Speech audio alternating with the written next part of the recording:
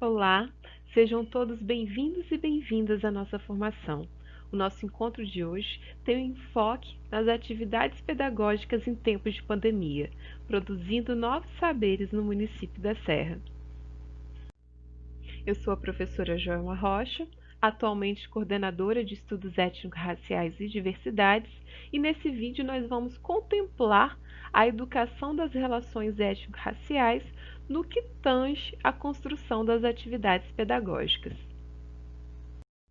O nosso objetivo geral é cooperar para o debate sobre a educação das relações étnico-raciais no contexto do município da Serra, subsidiando um olhar crítico para a construção das atividades pedagógicas não presenciais, as chamadas APNPs. De imediato, apresento aos que não conhecem o logo da nossa coordenação, chamado de Sankofa, que não por acaso tem tudo a ver com a mensagem que gostaríamos de passar. O Sankofa é um adinkra africano, e adinkras são um conjunto de símbolos que representam ideias expressas em provérbios. Esse daqui significa que nunca é tarde para voltar e apanhar aquilo que ficou para trás.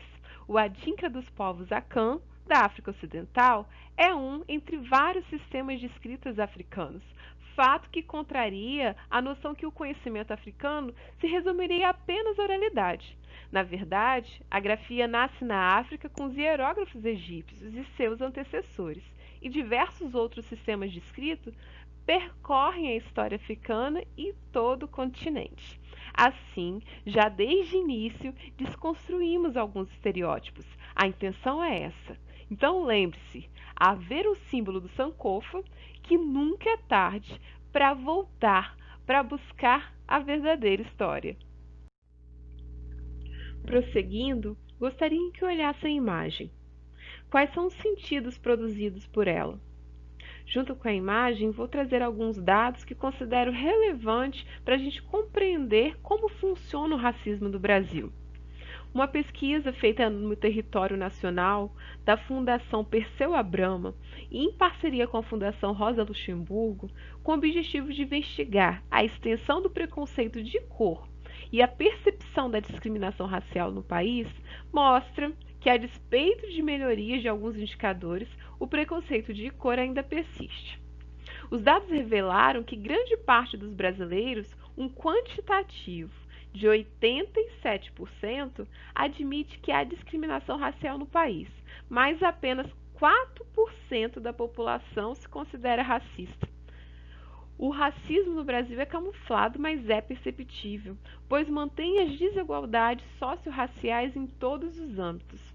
Nelson Mandela, símbolo da luta contra o regime segregacionista do apartheid e vencedor do Prêmio Nobel da Paz de 1993, faz a seguinte reflexão: ninguém nasce odiando outra pessoa pela cor de sua pele, ou por sua origem, ou por sua religião. Para odiar, as pessoas precisam aprender, e se elas aprendem a odiar, podem ser ensinadas a amar.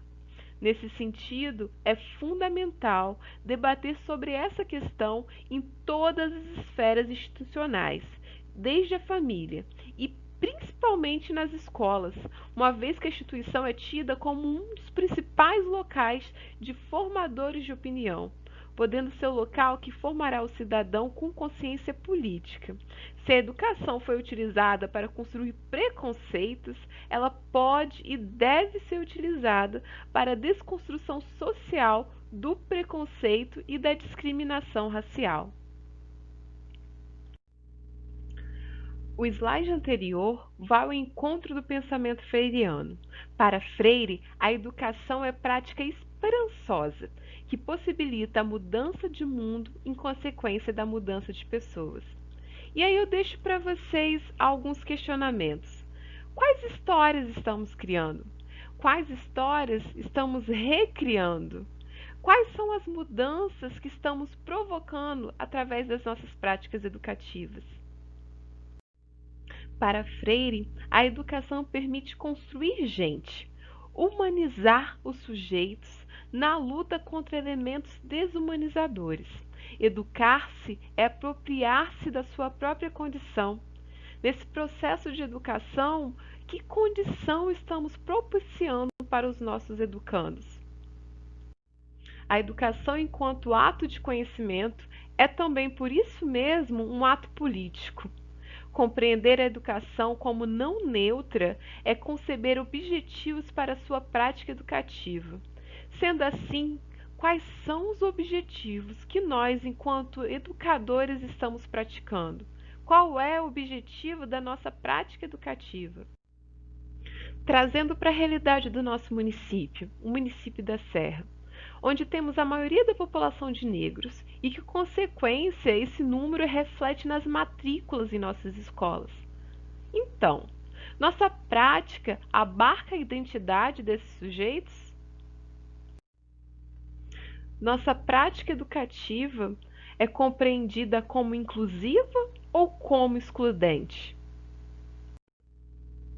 A educação das relações étnico-raciais tem por objetivo a divulgação e produção de conhecimentos, bem como de atitudes, posturas e valores que eduquem cidadãos quanto à pluralidade étnico-racial, tornando-os capazes de interagir e de negociar objetivos comuns que garantam a todos respeito aos direitos legais e valorização de identidade, na busca da consolidação da democracia brasileira.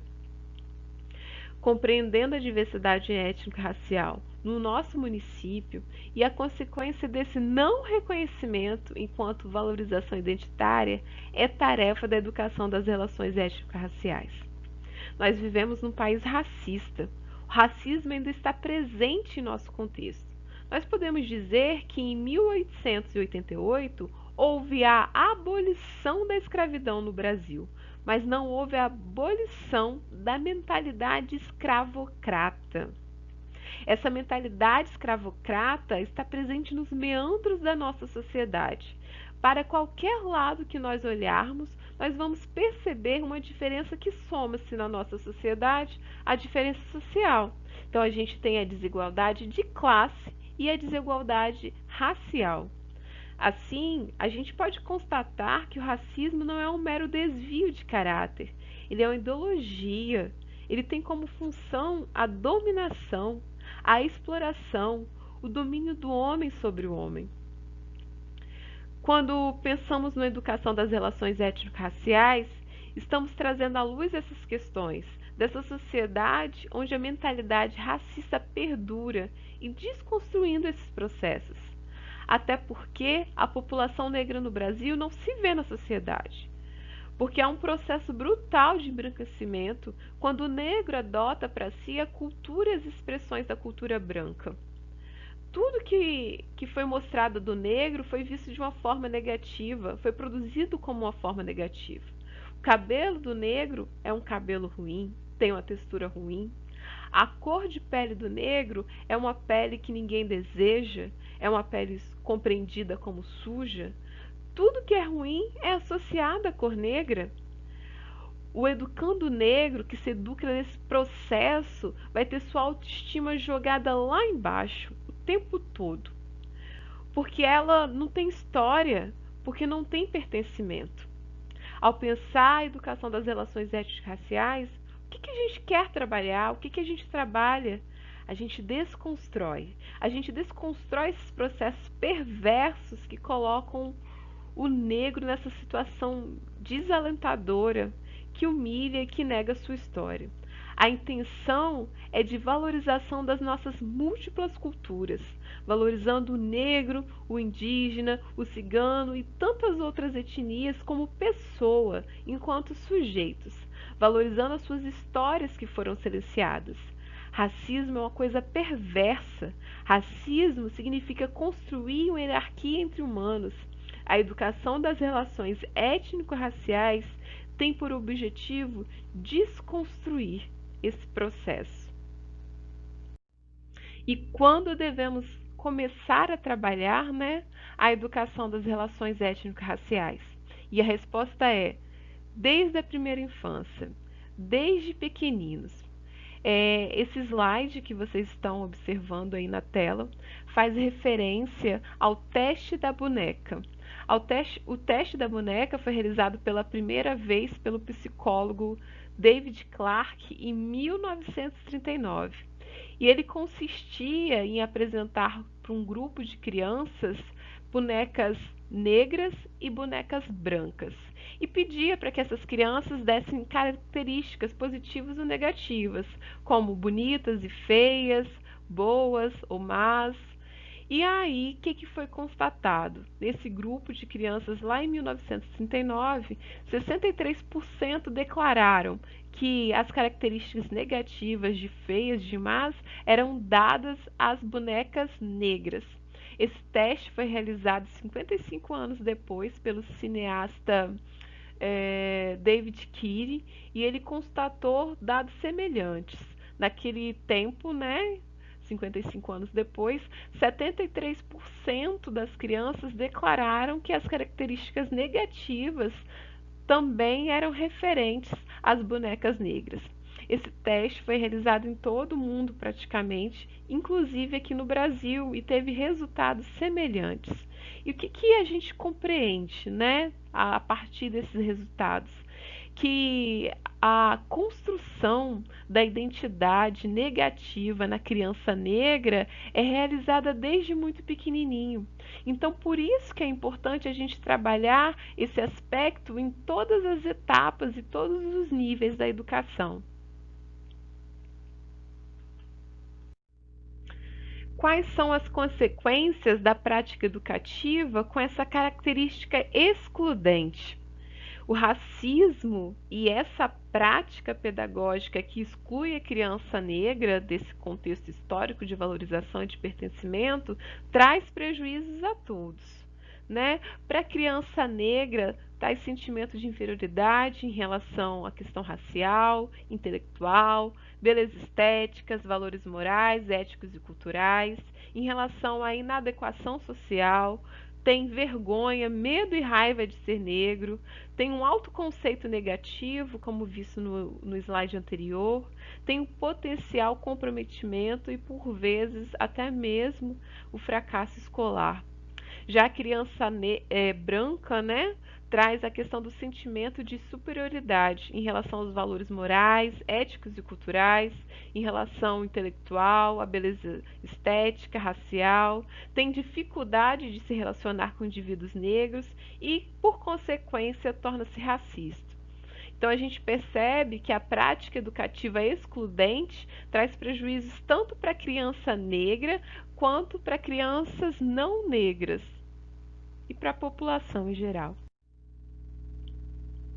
Por todos os motivos expostos anteriormente, é necessário destacar que a questão racial é conteúdo obrigatório no currículo escolar. Vários documentos nos orientam nesse percurso. A Lei 10.639, a 11.645, a DCNR de 2004, o Estatuto da Igualdade Racial, dentre outros. A Lei 10.639 e a 11.645 decretam a inclusão do ensino de História e da cultura afro-brasileira e indígena no ensino fundamental e médio. Essas leis passaram a valer para todos os níveis da educação, com a instituição das diretrizes curriculares que vão desde a educação infantil até a educação superior. As diretrizes curriculares nacionais para a educação das relações étnico-raciais e para o ensino de história e cultura afro-brasileira e africana orientam a reeducação das relações étnico-raciais para a mudança dos discursos, raciocínios, reeducação de lógicas, gestos e posturas, de modo de tratar as pessoas negras. Diante disso, o primeiro passo para a conscientização é reconhecer que o racismo existe, para que discussões acerca desse problema social sejam realizadas a fim de reflexões e ações concretas para sua eliminação.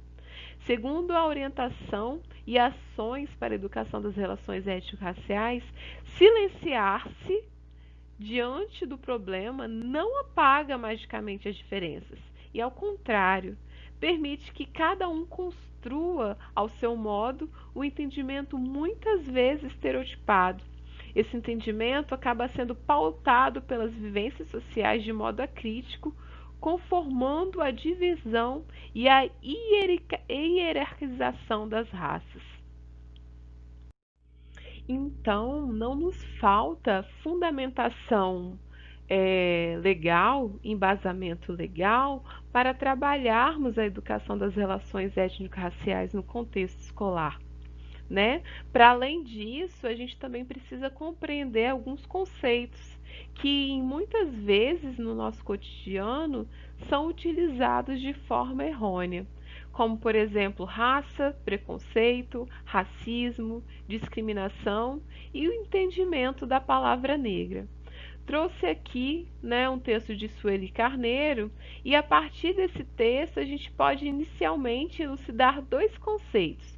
O primeiro é o conceito de raça e a compreensão de raça, né, enquanto criação eurocentrista, utilizando o biológico para justificar a relação de dominação dos que são diferentes daquele padrão que é considerado ideal, o padrão branco. É importante destacar que o conceito biológico de raça não existe. Compreendemos que todos nós pertencemos à mesma raça, né? A raça humana. No entanto, a palavra raça negra, carrega o sentido sociológico e político, sendo ressignificada pelo movimento negro.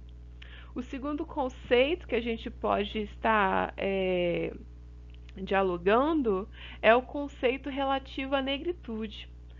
Constitui-se como negros o grupo formado por pretos e pardos, semelhantes não só pelo fenótipo, mas também pelos indicadores sociais. Muitas vezes nós temos crianças que não se declaram pretas, né, mesmo tendo a pele retinta, por terem vergonha e se colocam então enquanto crianças, né, se autodeclaram pardas.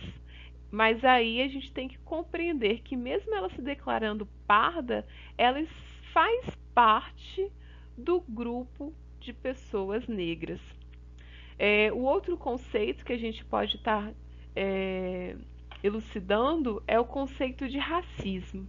E a gente compreende racismo enquanto uma ideologia, uma forma de pensar, de ver e dar valor às coisas. Uma pessoa racista, ela acredita que os seres humanos não são iguais e que existem grupos humanos, raças inferiores e outros. Por isso mesmo não precisam ser tratadas com a mesma, né, consideração e respeito. O preconceito já é um outro conceito que faz relação a um julgamento prévio e negativo. É julgar uma pessoa sem ao menos conhecê-la, baseando-se na aparência, na cor de pele, né, na origem, na classe social, na orientação sexual. A discriminação ocorre quando os preconceitos são exteriorizados, né, em atitudes ou em ações, quando violam os direitos das pessoas com base em critérios injustos. A discriminação é a conduta propriamente dita, né? É o ato que expõe o racismo ou o preconceito e que atinge outra pessoa. Ocorre quando, por exemplo, a pessoa é revistada, ou quando lhe são dirigidas palavras ofensivas, ou quando é negado o direito de frequentar determinados ambientes, unicamente pela sua razão da condição social, da cor de pele, da religião. É desconfiança, né? O tratamento truculento, violento ou de indiferença movido unicamente preconceito. E a gente pode verificar muito esses conceitos, né? A forma que a polícia aborda as pessoas negras, a forma truculenta, né? E a diferença que é de tratamento de pessoas negras e pessoas não negras. Então a gente já sabe de algumas fundamentações legais, já trabalhamos alguns conceitos, né, com fundamentação teórica, para finalmente chegar à nossa questão X, né? Mas afinal, como trabalhar o racismo e o preconceito na sala de aula? como deve ser a educação das relações étnico-raciais. E discutir as questões étnico-raciais é um dos principais desafios, né, dos educadores da atualidade. Mesmo em um país plural como o Brasil, o sistema de ensino tem dificuldade em lidar com preconceito e com essa discriminação que existe na escola e que por muitas vezes é silenciada. Para evitar conflitos, muitos educadores preferem não discutir ou se posicionar sobre racismo ou sobre intolerância, né? Sem debate e mediação, as escolas acabam naturalizando práticas discriminatórias. Por outro lado, crescem no Brasil movimentos para fortalecer o ensino da história e da cultura afro-brasileira e indígena. Para especialistas, né, a gente pensa, compreende a implementação dessas questões no currículo escolar é de suma importância, é fundamental para promover uma sociedade igualitária. Então, continuando, né, na pergunta, como trabalhar então a educação das relações étnico-raciais? E aí, que tal, né, a gente começar por nós mesmos, pela nossa história, pela nossa cultura do município? Que tal dar visibilidade à história serrana, né? O principal fato histórico que representa a luta dos negros pela liberdade foi a insurreição de Queimado, ocorrida em 1849. A insurreição de Queimado aconteceu no município de Serra e representa o legado negro na cidade serrana. Então, gente, é preciso reeducar as relações étnico-raciais por meio de reflexões críticas e da valorização da história e da cultura dos nossos ancestrais negros e negras, indígenas, né, que habitaram esse espaço, dos quais herdamos muito mais que traços físicos. A herança negra indígena compõe um extenso e rico patrimônio histórico e cultural, material e imaterial no município da Serra. As raízes também são encontradas, né, no nosso modo de falar, no nosso vocabulário, na nossa culinária, na medicina natural, nas festividades, na arquitetura, hábitos de higiene, de saúde, dentre outros. Reeducar as relações étnico-raciais é contribuir para a construção de uma sociedade justa, equânime, na compreensão de que as relações sociais não devam estar atreladas ao pertencimento étnico-racial. É preciso superar, né, a ideologia de hierarquia racial, que foi, né, divulgado durante o século XIX, né, colocando um homem pior que o outro, inferior ao outro. Precisamos desmistificar esse pensamento. E por isso é importante começar pela nossa própria história. E é o professor, né, que faz esse importante papel de mediação, de recontar a história. E por que não agora recontar a história que a história não conta, a partir das nossas identidades, a partir da cultura do nosso município, né, que tem tanta relevância e que tem contextos históricos tão extraordinários. As orientações e ações para a educação das relações étnico-raciais destacam que é de suma importância que o professor se veja como produtor de história, de conhecimento, de ações que podem transformar vidas, ou seja, que é potencialmente um indivíduo transformador e criativo. O docente, né, o professor, ele tem que ter consciência da sua responsabilidade em transformar vidas, porque, consequentemente, ao abordar a história e a cultura africana e afro-brasileira, ele compreenderá, o aluno compreenderá isso enquanto legado, né, para a humanidade, se sentindo valorizado, se sentindo pertencente. Assim, né, pensando na potencialidade da educação, no potencial da mediação do professor, né, enquanto sujeito também, né, transformador, a gente trouxe caminhos para uma prática antirracista, né, pensando na construção das atividades pedagógicas não presenciais. levando em conta que a prática pedagógica deve envolver todo o processo de ensino e aprendizagem e deve estar intrinsecadamente, né, ligada a essa perspectiva de uma educação antirracista, igualitária, plural, né, equânime. Então, nesse sentido, alguns pontos fundamentais que contribuem para a promoção da igualdade racial necessitam, né, fazer parte de uma ação e de uma reflexão para a construção dessas atividades. É importante ressaltar que a gente está num momento atípico de pandemia, pensando na construção das atividades pedagógicas não presenciais, mas as orientações para a educação antirracista devem permanecer mesmo superando esse período. A gente espera que passe logo, mas quando passar, que a gente continue, né, buscando uma escola igualitária nessa perspectiva de educação antirracista. E aí, como subsídio, a gente trouxe alguns caminhos para isso, algumas estratégias, né? É importante lembrar que mais de 70% de nossas crianças e adolescentes se autodeclaram negros e negras. A questão racial, né, enquanto caminho, precisa ser conteúdo, né, multidisciplinar durante todo o ano. E não somente próximo às datas comemorativas, como a gente vê muito no mês de novembro, né, no mês da consciência negra, no dia do índio, né, aí coloca uma máscara, faz uma pintura, coloca o índio negro com características estereotipadas que não condizem com a realidade e muito pontualmente, né? Então, sendo assim, o olhar para a educação das relações étnico-raciais necessita atravessar, né, as APNPs, independente do período vigente, né?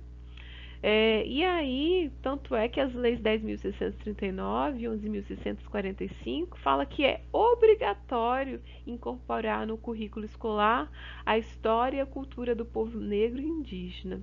Então, é necessário que as APNPs tragam conteúdos que reconheçam e que valorizem, né, as contribuições desses povos. Uma coisa é muito importante destacar, gente, como a gente está num período que utilizamos muitas imagens, né? Então, que essas imagens e que esses materiais pedagógicos não propaguem nenhum tipo de discriminação, preconceito racial ou que até mesmo fortaleçam algum tipo de estereótipo. Então, continuando aqui, pensando alguns possíveis caminhos, né?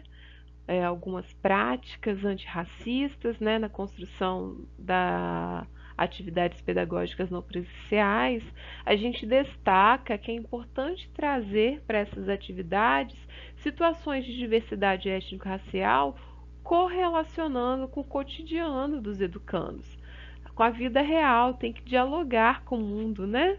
Tem que fazer sentido. É importante também que nas atividades a gente tenha o cuidado de contemplar as representatividades nas imagens e nas ilustrações. Lembrando novamente que a gente tem mais de 70% de educandos e educandas negras, né? Crianças e estudantes, e muitas vezes eles não são contemplados, né? Porque a gente tem características de cadernos totalmente embranquecidos com personagens brancas, tal, não contemplando a negritude, não contemplando os povos originários, não está completando as diversas especificidades do município. É fundamental também um olhar atento durante a construção das atividades para combater posturas e imagens que contribuam com estereótipos e com preconceitos, muitas vezes atribuídos ao negro, ao indígena, a tantas outras diversas etnias, como por exemplo o povo cigano, como também a comunidade LGBTQI. É preciso, né, que essas práticas elas construam, né, elas possibilitem desalienar processos pedagógicos, né? Desconstruir a ideologia racista e discriminatória, superar a hegemonia europeia e reestruturar as relações sociais. Assim, a gente compreende que uma prática antirracista ela possa desconstruir estereótipos, né? Então a gente coloca enquanto caminho essa desconstrução de estereótipos, essa celebração à diversidade étnico-racial, é, pensar, né, em sempre dar destaque às personalidades negras que muitas vezes são dados em posição de inferioridade, e aí a gente tem vários nomes importantes na ciência, na arte, né? A gente tem escritores muito famosos, dentre outros. Trabalhar, né, a história e a cultura negra e indígena como patrimônio da humanidade, pensar na promoção de diálogos críticos, reflexivos, que reconheça historicamente o racismo, né, que construa ações antirracistas com os estudantes, e a gente tem que exercer a escuta do nosso aluno para compreender como que esses processos têm constituído, né, na sua identidade enquanto sujeito. E o educando sempre tem muito a nos dizer, né? E às vezes ele pode indicar os nossos caminhos enquanto prática educativa. Nesse slide, a gente traz alguns eixos temáticos possíveis de serem trabalhados dentro do contexto escolar, e fica aqui uma referência para estar trabalhando o eixo temático de desconstrução enquanto herança cultural, celebridades afro-brasileiras, né? Luta e resistência, mitologia afro-brasileira e africana, o corpo, a religiosidade, o vestuário e a culinária. Trazemos aqui também, para além dos eixos temáticos, colocamos algumas possibilidades de trabalho por área, né, de conhecimento, a fim de subsidiar práticas educativas com um currículo com a intencionalidade antirracista. Então, a gente encontra aqui a disciplina de geografia, matemática, português, história, língua estrangeira, artes, ciências e educação física. E aí, em cada quadrinho, sugestões enquanto prática, enquanto área de conhecimento, e eu deixo para vocês, né, estarem adentrando aí conforme a sua área. Chegamos aqui ao fim e deixamos uma sugestão de vídeo, né, para reflexão, para ressignificação, para desconstrução. Pensarmos como que criamos a imagem que temos de cada povo, refletirmos sobre isso. Nosso conhecimento é construído pelas histórias que escutamos, e quanto maior for o número de narrativas diversas, mais completa será a nossa compreensão sobre determinado assunto. E é assim, propondo essa ideia de diversificarmos as fontes do conhecimento e sermos cautelosos ao ouvir somente uma versão da história, que Chimamanda Adichie constrói a palestra que foi adaptada para o livro O Perigo de uma Única História. Ao assistir o vídeo da escritora, é perceptível o poder do preconceito e o fato dele se sustentar em banalidades conveniente à sociedade e se tornar, por fim, um conceito, como algo verdadeiro e definitivo. Histórias com poder de condenação, de fatos reais que aniquilam o sujeito e a sua vivência. Por isso que é importante que a gente, enquanto professor, mediador do conhecimento, né, da construção de identidade de sujeitos, contem muitas, mais muitas, mais muitas histórias. Contem a história que a história não conta. Então, fica aqui o nosso abraço e um até mais.